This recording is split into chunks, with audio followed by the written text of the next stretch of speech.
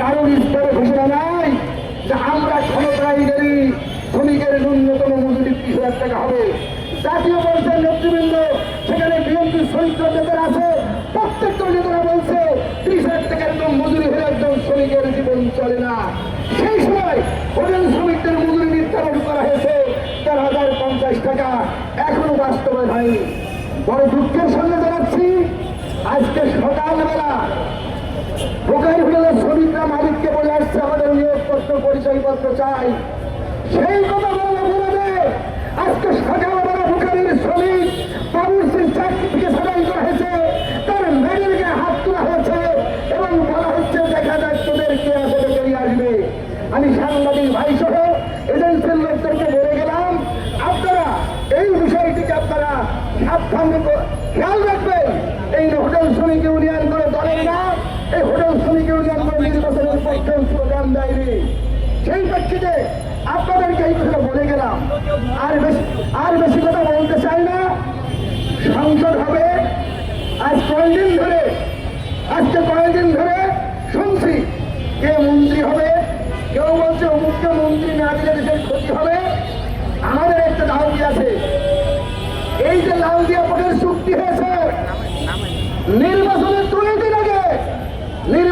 2 দিন আগে আমেরিকার সাথে চুক্তি করে আসতে কি বলে? আমেরিকা বলছে সামরিক সরঞ্জাম আমার কাছ থেকে কিনতে হবে, বলছে চীনের কাছ থেকে সামরিক সরঞ্জাম কিনা যাবে না।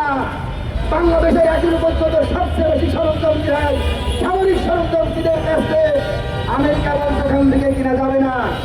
বলছে তুমি যদি কেন তোমার শুল্ক বাড়াবো 37%। আর কি চুক্তি হয়েছে?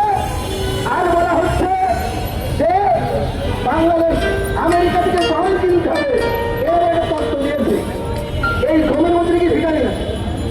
অর্থাৎ তোমরা ওখান থেকে যে গম ছিল এই গমের মধ্যে ভিটামিন নাই, আমেরিকার গমের ভিটামিন আছে, এই গম আমেরিকার থেকে কিনতে বাধ্য করেছে। এই উপদেশটা জাতীয় বাংলাদেশ সত্যকে বঞ্চিত করে আমেরিকার সবচেয়ে 400কে এই বাণিজ্য চুক্তি করেছে। আমি আহ্বান করবো প্রথম সংসদ অধিবেশনে এই 400 চুক্তি বাতিল করে সরকারকে প্রমাণ করতে হবে যে জাতীয় বাংলাদেশের সরকার। আর হোটেল শ্রমিক ভাইদেরকে বলবো আজকের থেকে স্লোগান দেবেন, বেতন বরাদ্দ দাও হাতে হাতে, বাড়ি যাবো সাথে সাথে। এবার যদি বেতন বরাদ্দ না দাও হোটেল ছাড়বো না, বাড়িও যাবো না, মালিকের বাড়িতে ধর্ণা দেবো, প্রয়োজন অবরোধ করবো, তোমার বেতন বরাদ্দ ছাড়া বাড়ি যাবো না।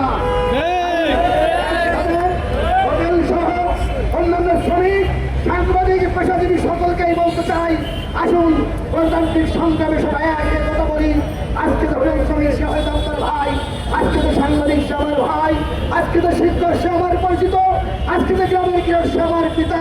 সবাই আমরা কষ্ট আছি, এখন লড়াই সংগ্রামের মধ্য দিয়ে আমরা আমাদের দাবি আদায় করি।